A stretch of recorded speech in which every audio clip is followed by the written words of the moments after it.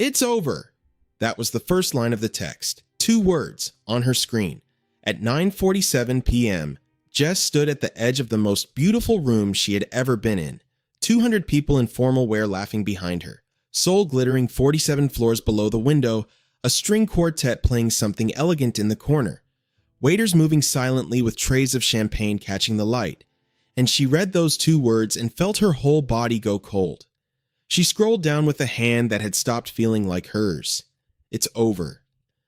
I'm sorry, Jess. I can't continue with this marriage plan. I told my family about your condition, and they made me see clearly what I must do.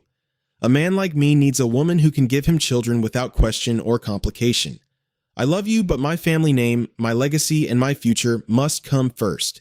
Please don't call me tonight. I need space. I'm sorry. She read it once. She read it again. The 3rd time, she was looking for the part where it meant something different. There was no such part.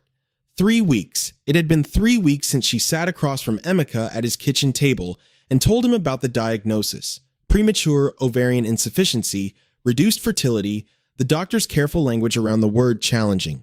3 weeks since he held her hands and looked at her with those warm Lagos eyes and said, "This changes nothing. We will figure it out together. I am not going anywhere." She had believed him. She had believed him every single day for 3 weeks. Through every phone call, every evening they sat together in her apartment. Every morning she looked at the ring on her finger and felt the particular warmth of a future she could see clearly. And now, this. A text. Sent while she stood in his ring, in her green dress, at a charity gala in Seoul, while a string quartet played something no one was listening to. She put the phone in her clutch. She looked at the ring on her left hand, the small, honest diamond he had chosen because she once told him she preferred things that did not try too hard. She looked at Seoul below, all that light, all those lives, all of it completely unaware. She gave herself 4 minutes at the window. She counted every second. She felt every one of them. Then she straightened her spine, lifted her chin, and turned around. She did not see the man watching her from across the ballroom. She did not see that he had gone completely still among the laughter and the champagne and the 200 people in their beautiful, indifferent lives, with his dark eyes fixed entirely on her and a dragon tattoo curling across the back of his right hand, and an expression that was not pity and not curiosity. Something more dangerous than either. She did not know any of this yet. If this is your first time on this channel, subscribe right now and hit that notification bell, because this story is going to take you somewhere you are not ready for. Stay with me. He was 6 feet away when she turned. Dark suit, still eyes. The tattoo visible at his cuff, not just the edge of it, but enough to understand it was only the beginning of something much larger. He held a champagne glass he was not drinking, and he was looking at her with an attention so complete and so specific that she felt it before she fully registered him. "I apologize," he said in Korean, his voice carrying the precise quiet of someone who had never once needed volume to occupy a room. "I was not trying to observe you." "You were watching me," she said. Her voice came out steadier than she had any right to expect. She was grateful for that. A pause. Something shifted in his face, the very slight adjustment of a man encountering directness he had not anticipated, and finding, to his own mild surprise, that he did not mind it. "Yes," he said. "I was." She waited. "You received news that hurt you," he said. "You chose not to. Leave the room. I found that." He paused, selecting the word with genuine care rather than speed. "Worth watching." "Kang Sorn," he said. He did not extend his hand. He simply gave her his name, like information, not performance, because he already understood that a handshake was a social gesture she did not have the capacity for right now. "Jess Okonkwo," she said. "There is a terrace," he said. "It is quieter." She looked at the ballroom.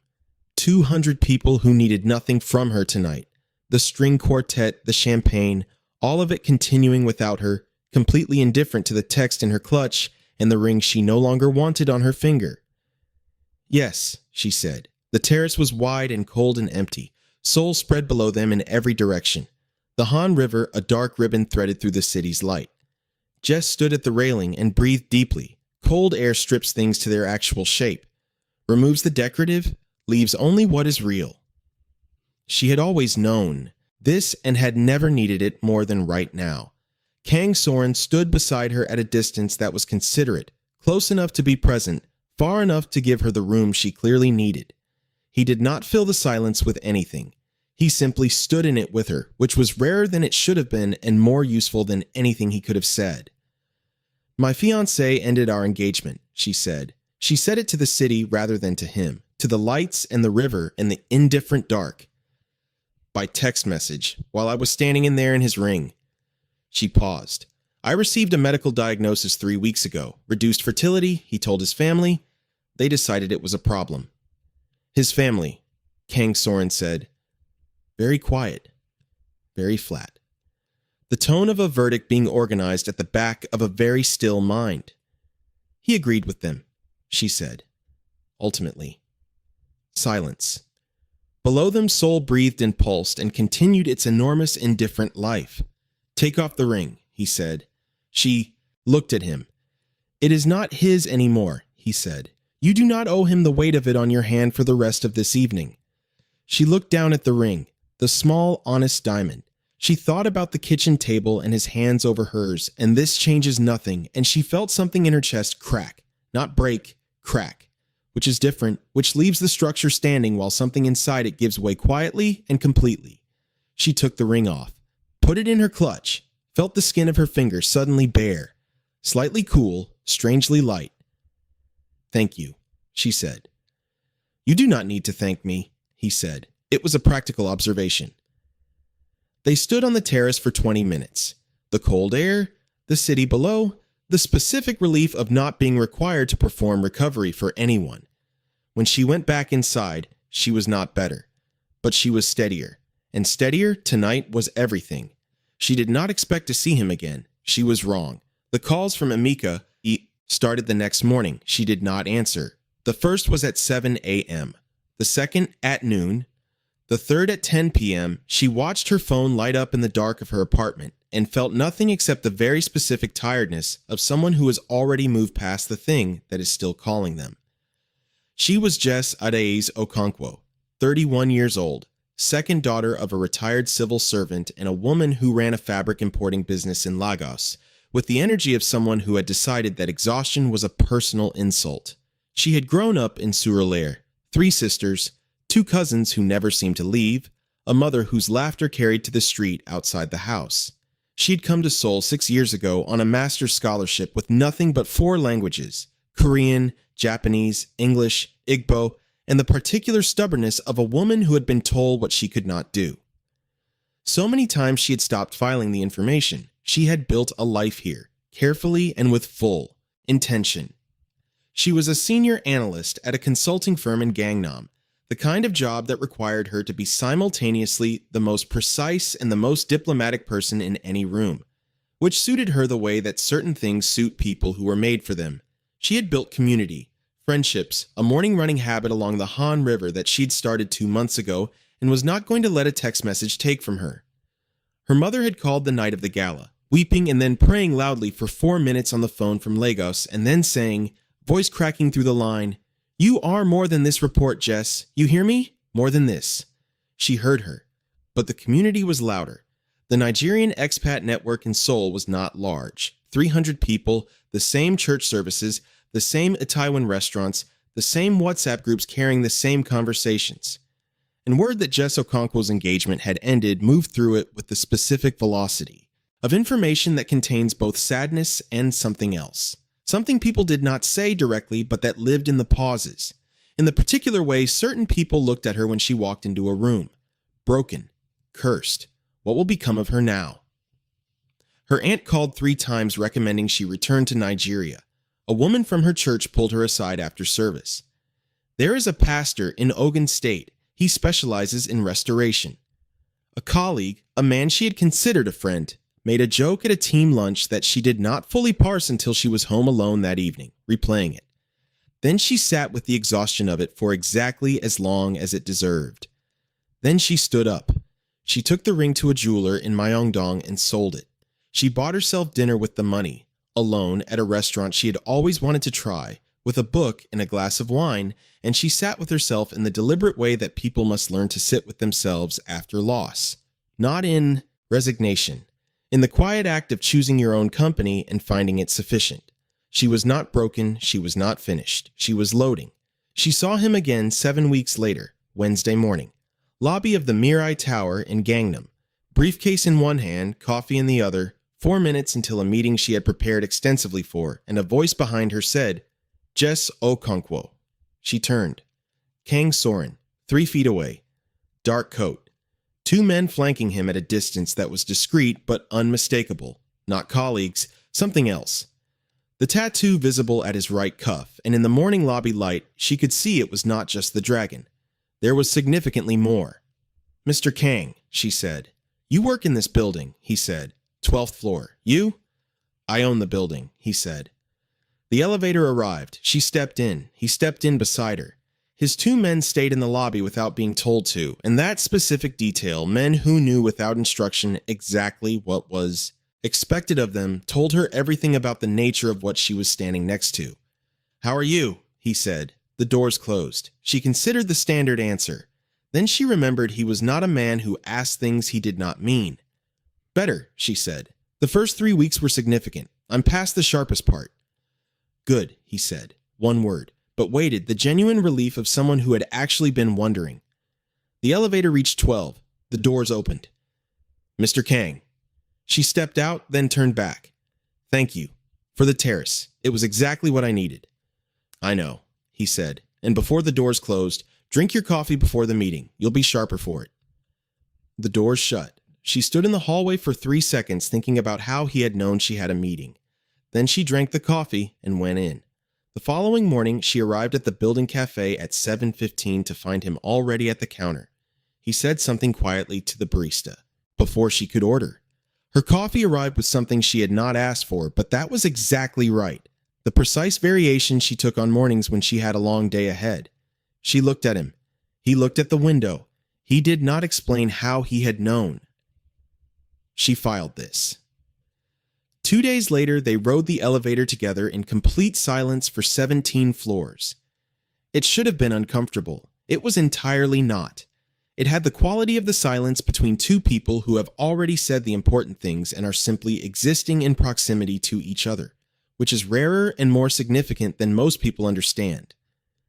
She was a data analyst. She noticed patterns for a living. She began to understand that these encounters were not accidental. The morning after the elevator, "Have dinner with me." Lobby, 6 in the evening, her coat on, her briefcase, the particular fatigue of 9 hours of precision work. "Why?" she said. "Because I would like to have dinner with you," he said. "And because you have had a difficult 2 months and a good meal would not be an insult to that." "That is a very practical reason," she said. "I am a very practical person," he said. "All right," she said, "but I choose the restaurant."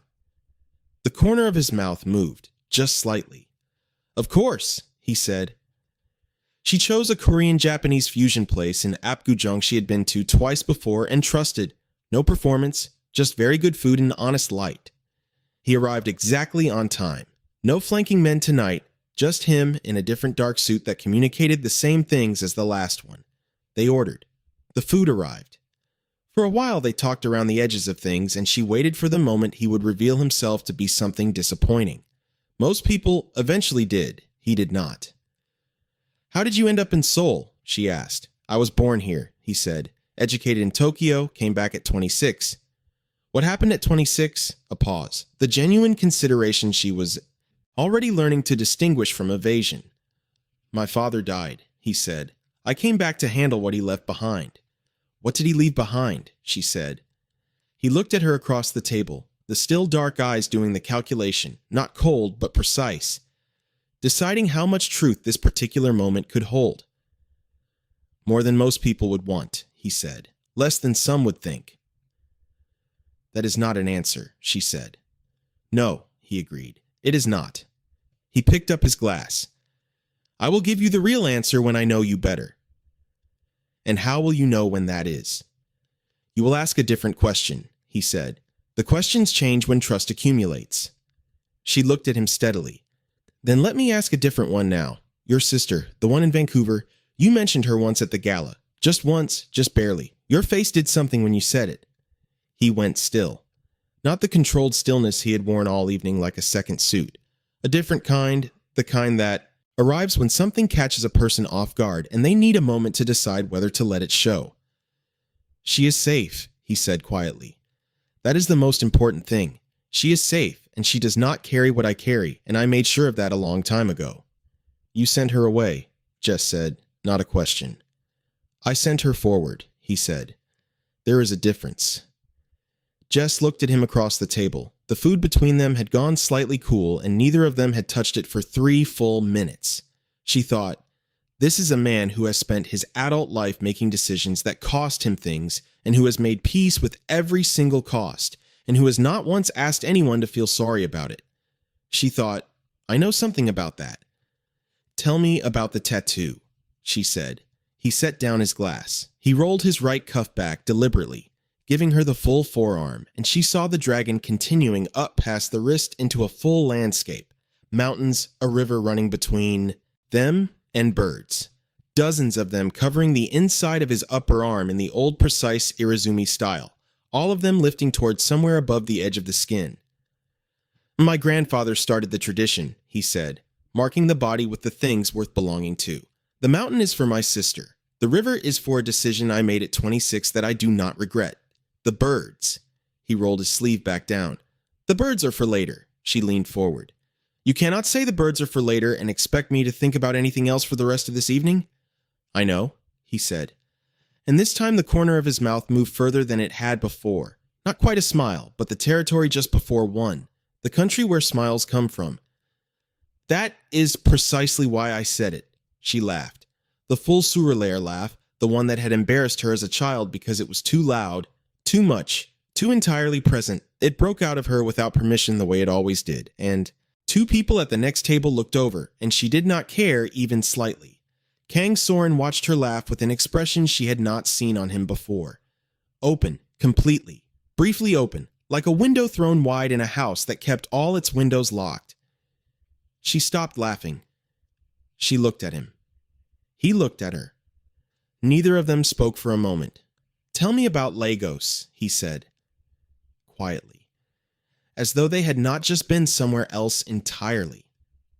She told him.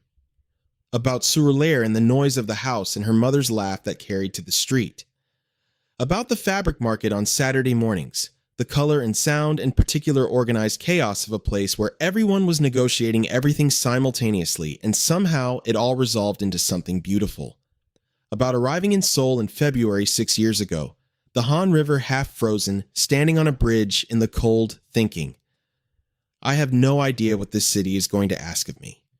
He listened, not the way people listen, while preparing their next sentence, the full, undivided attention of someone for whom what she was saying was information worth having and worth keeping. You miss it, he said. I carry it, she said. That is different from missing it. He looked at her for a long moment. Yes, he said. It is. She had not talked this freely in months, since the diagnosis, since the gala, since the community had arranged its verdict about her and started delivering it in pauses and glances. Talking to this man felt like setting something down she had been carrying at an angle for too long, not giving it to him, just setting it down, because she had arrived somewhere solid enough to leave it there temporarily. She was not sure yet whether that was safe. She was becoming sure she did not entirely care. 3 weeks after the first dinner, Emeka showed up at her office building.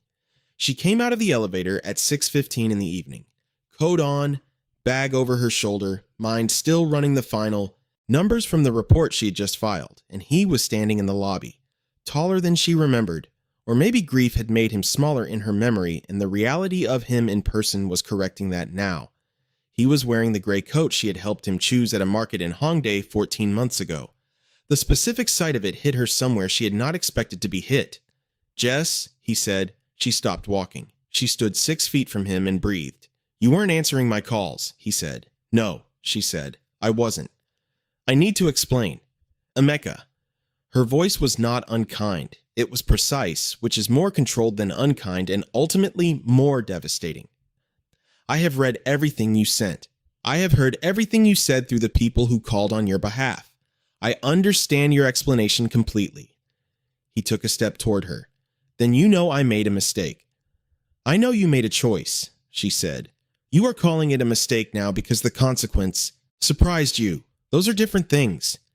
I love you, he said. She could hear it, something that had been real once, or that had looked like real from the inside, right up until the moment it was tested and revealed its actual size. I still love you, Jess. You loved me with conditions, she said. She was not raising her voice. She did not need to. You loved me while the conditions were met. The moment one was threatened, you sent 11 lines of text from across the city and asked me not to call. She held his gaze. That is not love, Emeka. That is a contract. And you exercised a clause. His jaw tightened. You cannot reduce 2 years to this. I am not reducing anything, she said. I am being accurate. You always ask me to be accurate with you. This is me, being accurate. He was quiet. She is married. The voice came from behind her, low, Korean, carrying the flat, specific authority of someone who had never once needed volume to make themselves understood in any room. They entered. She turned. Kang Sorn stood 15 feet away near the lobby entrance. Dark coat, the dragon tattoo at his right hand completely still. His 2 men were visible just outside the glass doors, present the way that certain forces are present, felt before they are fully seen. He was not looking at Jess, he was looking at Emeka. And the quality of that look, flat, absolute, the look of a man placing a fact in a room and waiting without urgency for it to be understood, required no translation in any language anywhere. Emeka looked from Sorn to Jess. His face moved through several expressions, none of which had anywhere comfortable to land. You are, already. I told you not to contact me, she said quietly. Sorn had not moved. He was simply standing there, looking at Emeka with the patience of a man who had already decided how this ended and was simply waiting for the other party to arrive at the same conclusion. Emeka arrived at it. He looked at Jess one more time. Something complicated moving through his face, something that was maybe genuine and was also entirely too late. I'm sorry, he said. I really am. I know, she said. I believe you. It doesn't change anything. He left. The glass doors closed behind him. The lobby was quiet. She turned to face Sorn. How long were you standing there? She said. Long enough, he said. I had it handled. I know, he said. I was not here to handle it. I had a meeting in this building that ended 20 minutes ago. I saw him in the lobby when I came through. I waited. He paused. You are not someone who needs to be rescued, but you should not have to fight certain battles with no one standing on the same side. Something shifted in her chest. Not the crack from the Gala, something different. Quieter, more permanent. The feeling of a thing settling into a place it intended to stay. Buy me a coffee, she said. You can choose the cafe, he said. The second dinner she chose a place in Itaewon, deliberately, to see what he made of the neighborhood, what he made of the Nigerian restaurant on the corner, where she nodded at the owner, and the owner brought her a Maltina without being asked. He watched this exchange with genuine interest. He asked the owner in Korean how long he had been in Seoul. The owner told him 19 years. Sorn listened to every word of it. On the way back, she asked the question she had been holding for 3 weeks. The gap, she said, between the public Kang group and the actual Kang group. How large is it? He looked at her sideways. Something shifted in his face, not surprise exactly. More like a man who has been waiting for a door to open and is now deciding whether to walk through it. Large enough to matter, he said. Small enough that I can live with what it contains. Can I live with it? She said. He stopped walking. She stopped beside him. The street continued around them. The noise of Itaewon on a Saturday, the restaurants, the music. From somewhere up the hill. That, he said, is the question I have been trying to decide how to answer for 3 weeks. Answer it now, she said. He looked at her for a long moment. Then he started walking again, slowly, and she walked beside him, and he told her. Not everything that would come at the river, but enough. The 3 generations. His grandfather building the organization from the rubble of the Korean War. His father expanding it, making it broader and more dangerous and more necessary all at once. And Sorn inheriting it at 26. No transition period, no mentor, no grace, and having to decide in the first 6 months alone which parts of what his father built were worth keeping, and which parts needed to be quietly dismantled before they dismantled him. And your conclusion? She said when he finished. That the men who work with me do so by choice, he said. Not by debt or fear, by choice. That is the line I drew at 26 and have not crossed. A pause. It costs more to operate that way. I consider it a worthwhile expense.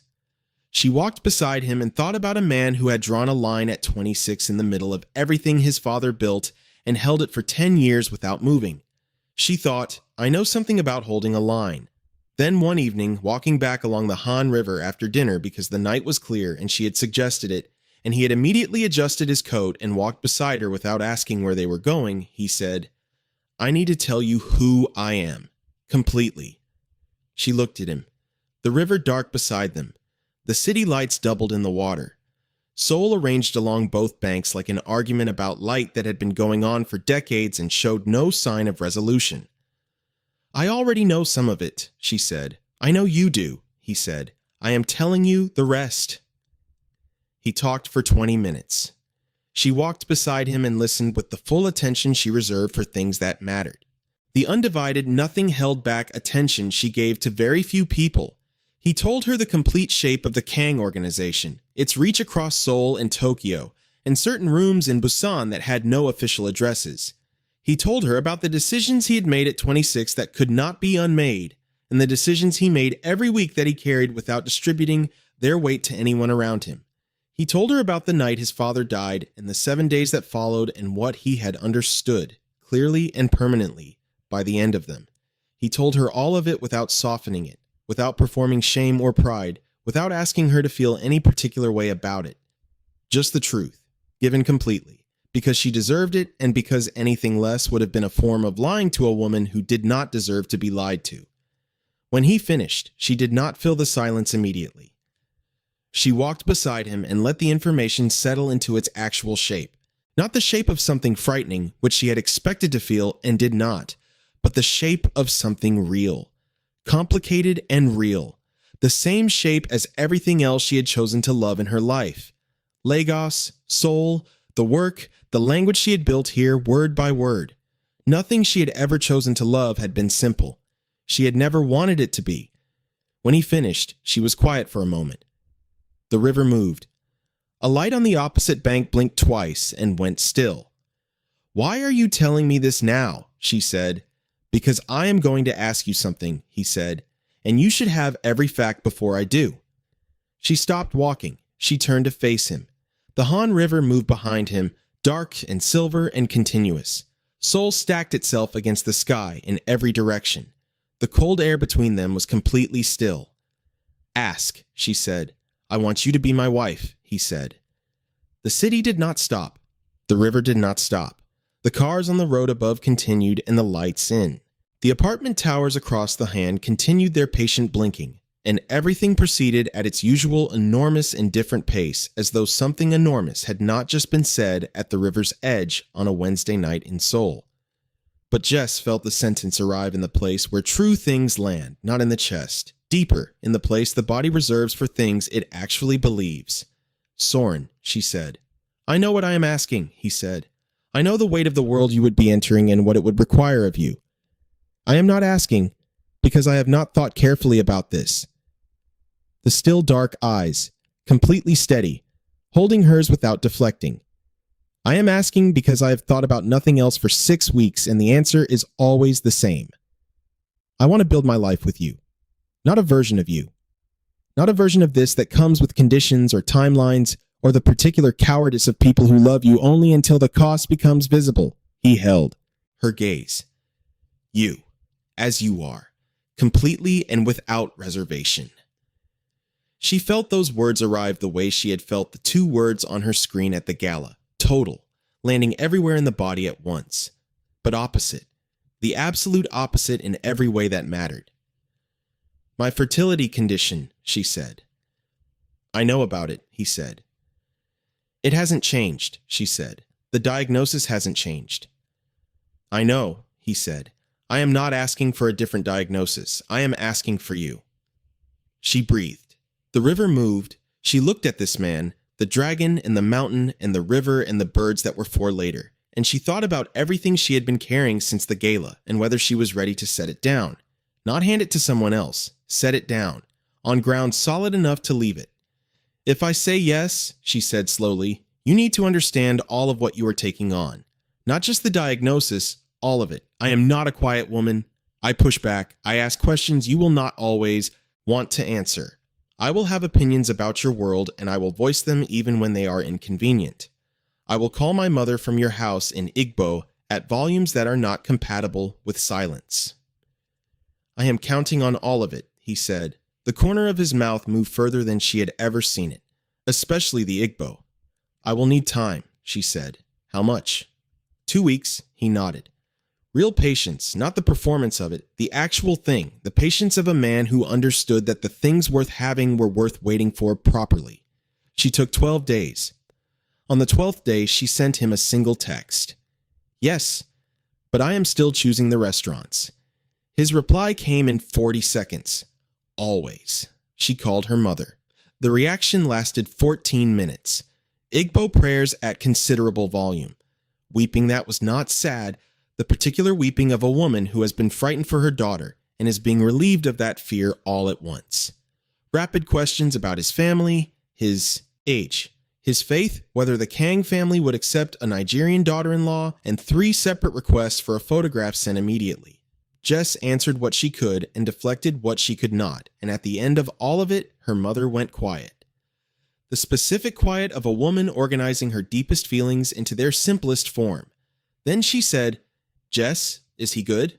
Not rich, not powerful, not connected, not successful or distinguished or well-positioned, just, is he good?" Jess sat with the question the way you sit with questions that cost something to answer incorrectly. She thought about the terrace, the ring taken off, the lobby where he stood and waited, the dinner and the birds that were for later, the river walks and the 20 minutes of truth given without softening. She thought about a man who had told her everything before he asked her for anything. "Yes, Mama," she said. "He is good." Her mother said, "Then go." The wedding was 40 people in a suite at the Shilla Hotel prepared with the precise and generous taste she was learning was his aesthetic. Nothing excessive, nothing performative, everything exactly as good as it needed to be, and nothing more or less. Jess wore deep copper silk her mother had brought from Lagos, the color of good earth in late afternoon light. Her mother sat in the front row and wept from the moment Jess walked in until the dinner began, at which point she became too busy interrogating Sorn's right-hand man about the catering arrangements to sustain the emotion. Sorn's sister came from Vancouver, quietly, quickly, with the manner of someone who understood that certain kinds of love require showing up without being asked. She was younger than Jess had imagined, warm in a way her brother had arrived at through entirely different means. And when they met, she held both of Jess's hands and looked at her clearly and said, "He is different since you." She paused. "I mean that as the best possible thing." "How is he different?" Jess said. His sister thought about it with genuine care. "He laughs," she said simply. "He has always smiled occasionally. I have not heard him laugh in years. He laughs now." Jess looked across the room at her soon-to-be husband, standing with 2 of his men, listening to something, the slight familiar movement at the corner of his mouth. She thought, "I did that. That small, precise, rare thing. I did that." When the moment came, Sorn placed a ring on Jess's finger, a deep blue sapphire set in dark gold, the color of deep water and old ink, the color of things that have been true for a very long time.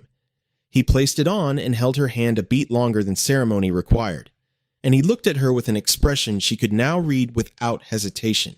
It said, "I have been waiting for the right thing to be certain about. Now I am certain. Now everything begins." She held his hand back. The tattooed hand, the dragon, the mountain, the river, the bird still waiting for, their meaning to be fully given. She thought, "I am going to learn every single one. I have years. We have years."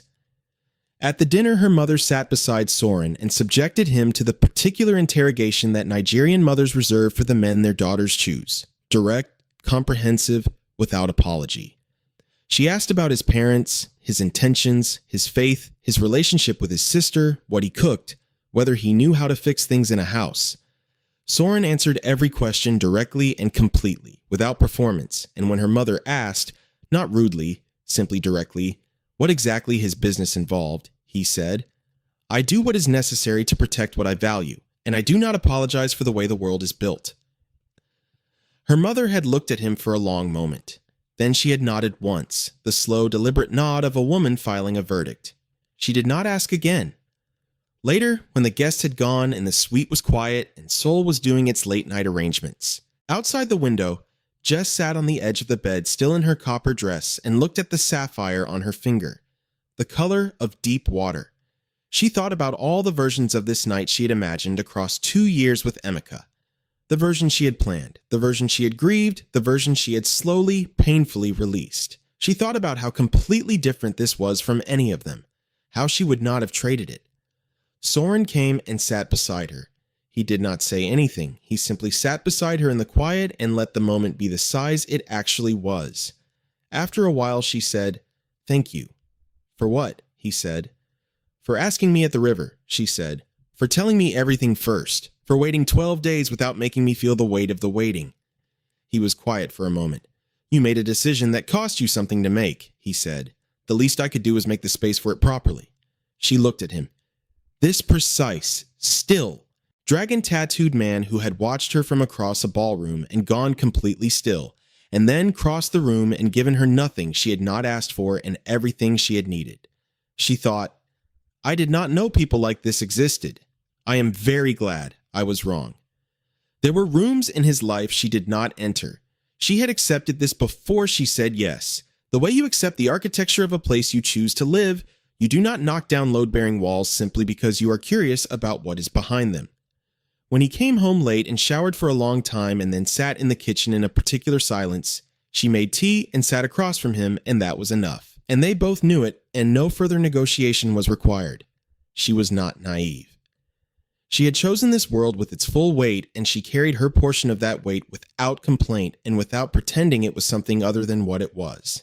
Inside the home, he revealed himself in layers she sought to see, yes, collected like vocabulary, small, daily, accumulating. He was meticulous about certain things in a way that she found, after the initial surprise, deeply familiar, because she was meticulous about certain things too, just different things, and the two sets of meticulousness had so far not collided but rather arranged themselves around each other like two systems that had decided to cooperate.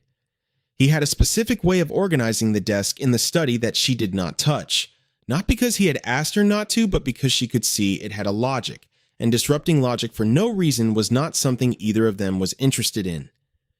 She had a specific shelf in the kitchen for her Lagos ingredients, the kind of things you could not find in a Gangnam supermarket. The things her mother sent in packages that arrived smelling of home, and he cleared the shelf without being asked and did not ask what any of it was, which she found more considerate than any number of questions would have been. They had arguments. Real ones, not the kind that were actually about something else, but direct disagreements arrived at honestly and resolved the same way, with the specific combination of stubbornness and precision that was apparently what happened when two very precise and very stubborn people chose each other.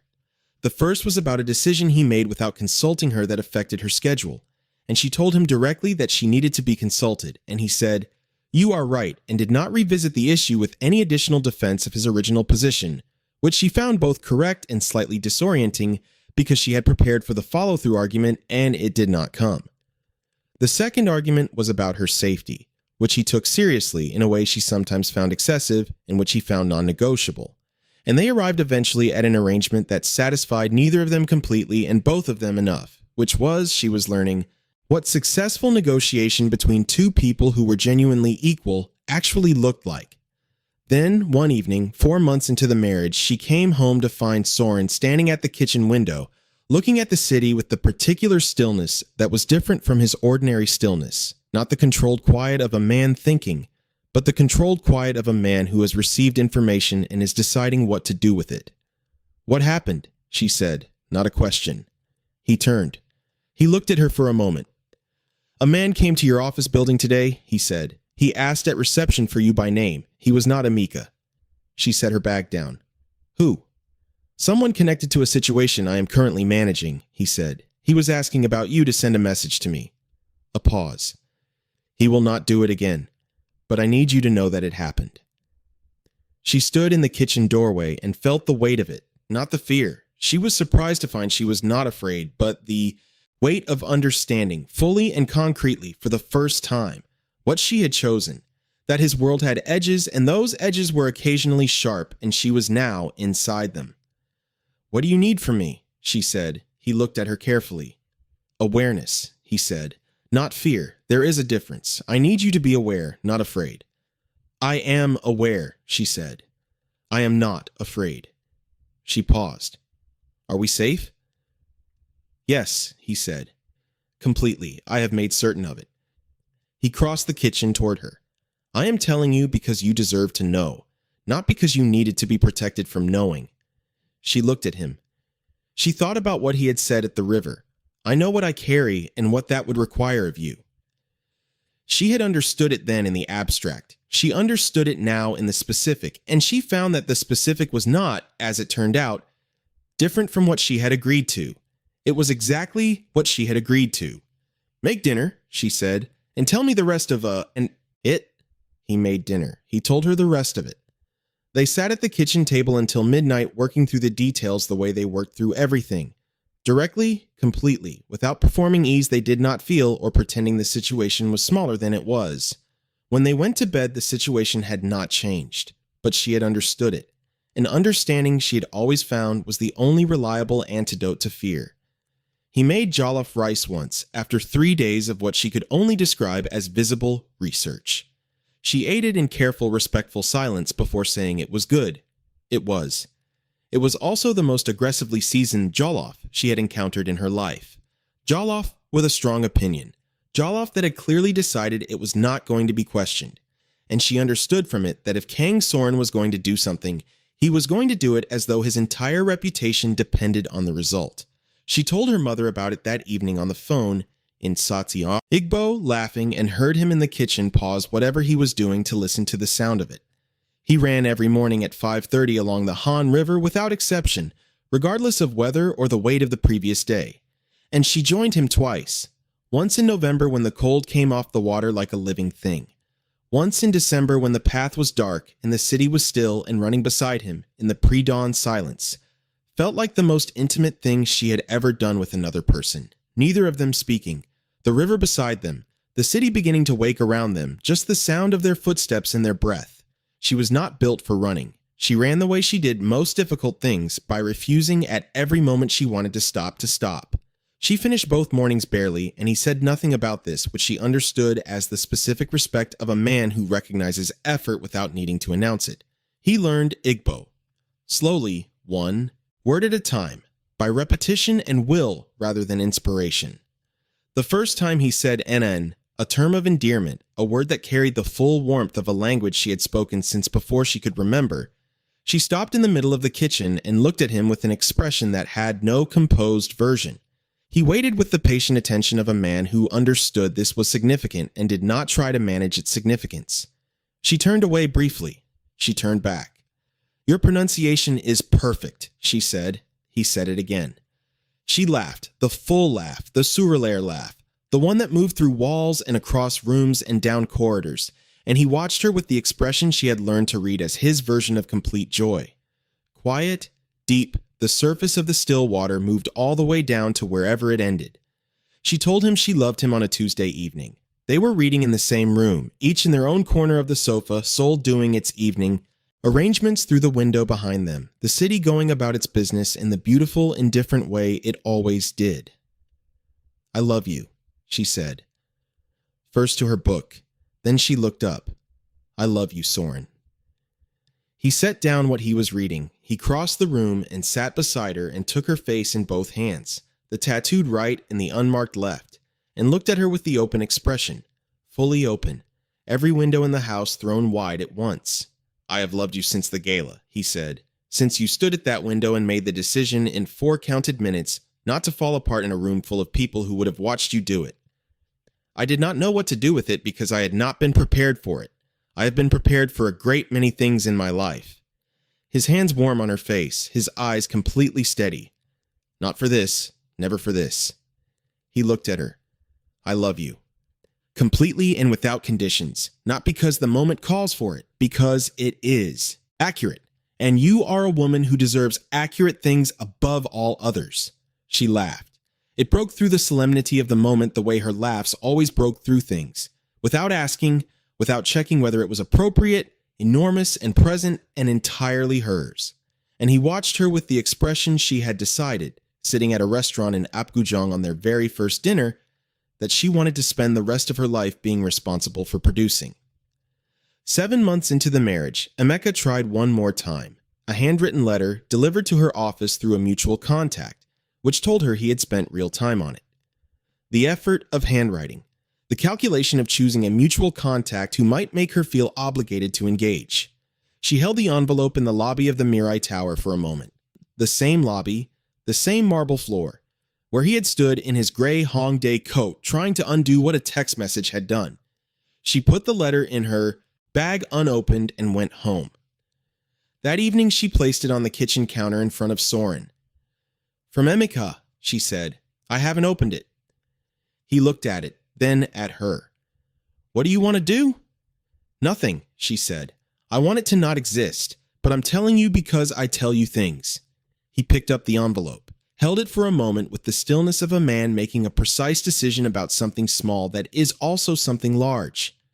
Then he placed it in the recycling bin beside the counter, not dramatically, simply, the way you place something that has no further function. "He will not try again," Sorn said. She looked at him. "Nothing harmful."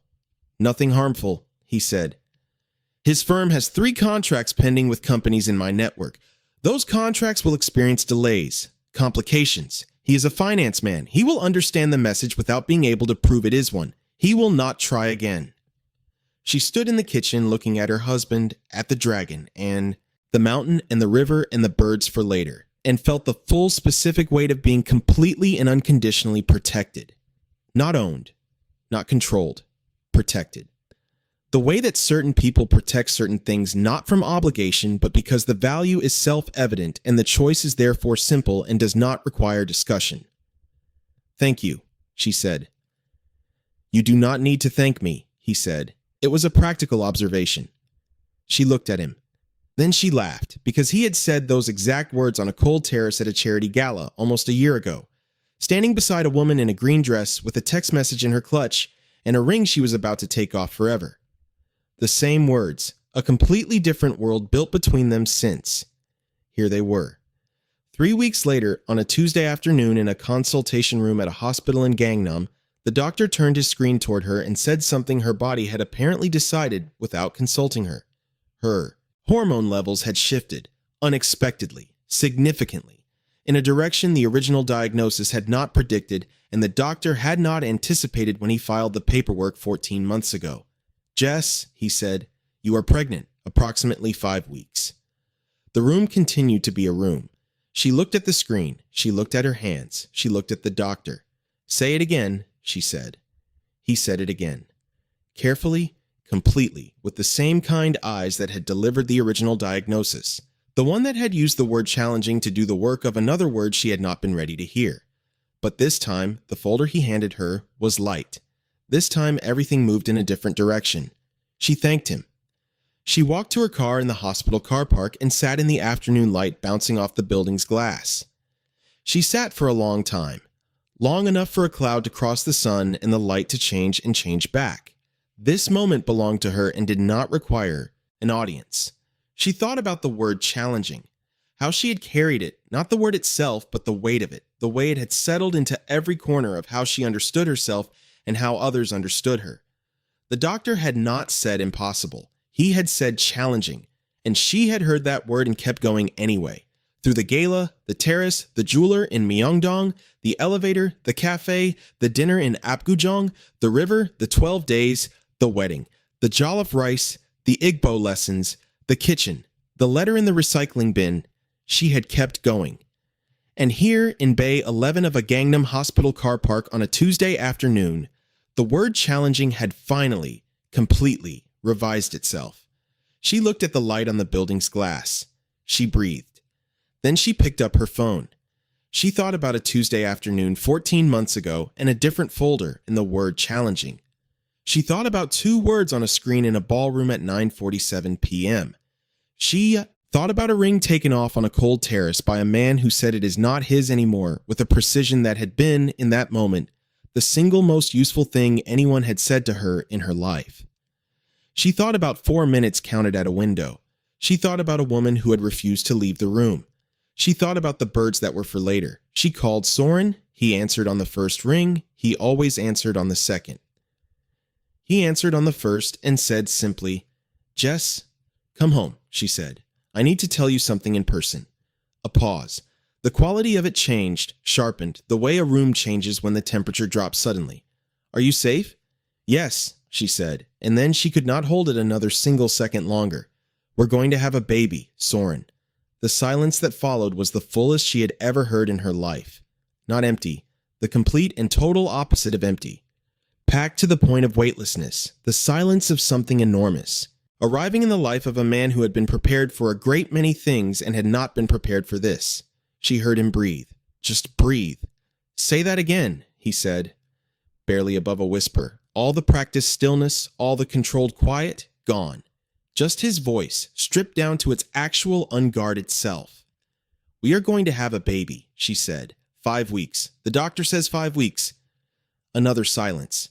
Then, in a voice she had never heard from him before, the voice of a man from whom every constructed layer of control had simultaneously and completely dropped away, leaving only what was underneath, "I'm coming home."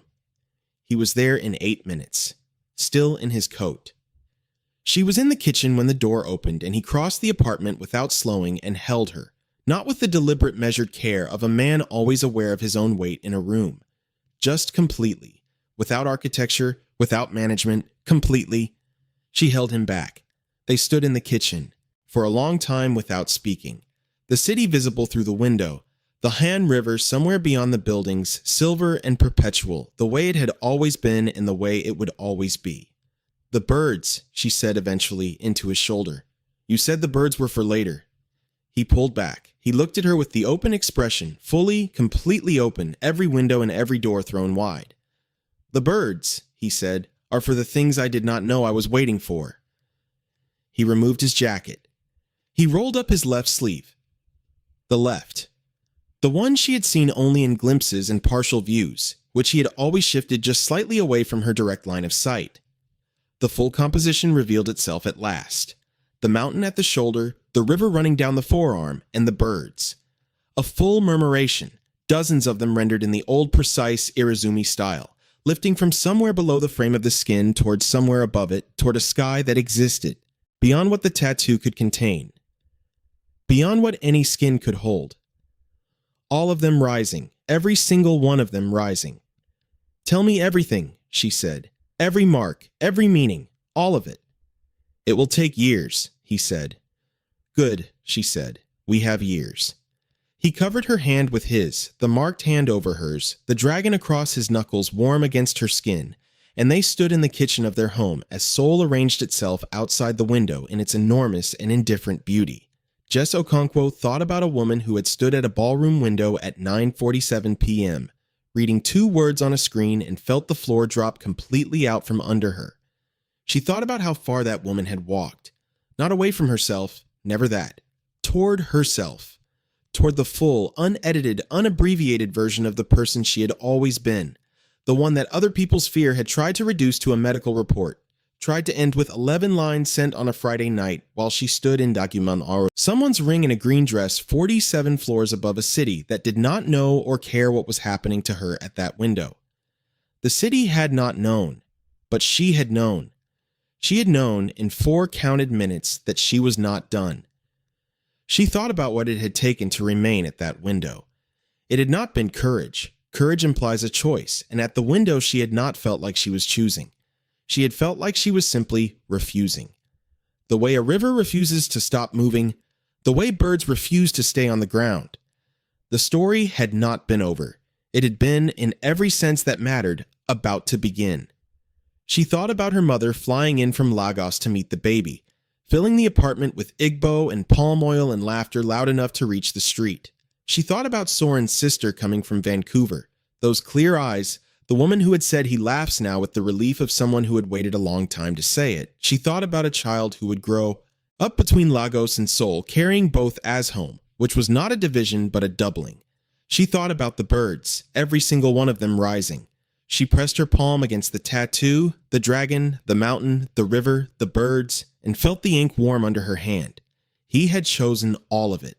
The diagnosis, the laugh that moved through walls, the stubbornness, the Igbo at 6 a.m., the full size of her. He had chosen all of it. She had chosen him back. She had been the woman a man left by text at a charity gala because his family decided her body was a liability. She had become the woman a different man had marked his skin for, years before he ever met her, because he was already waiting for things he could not yet name. She had been the reject. He had made her the queen.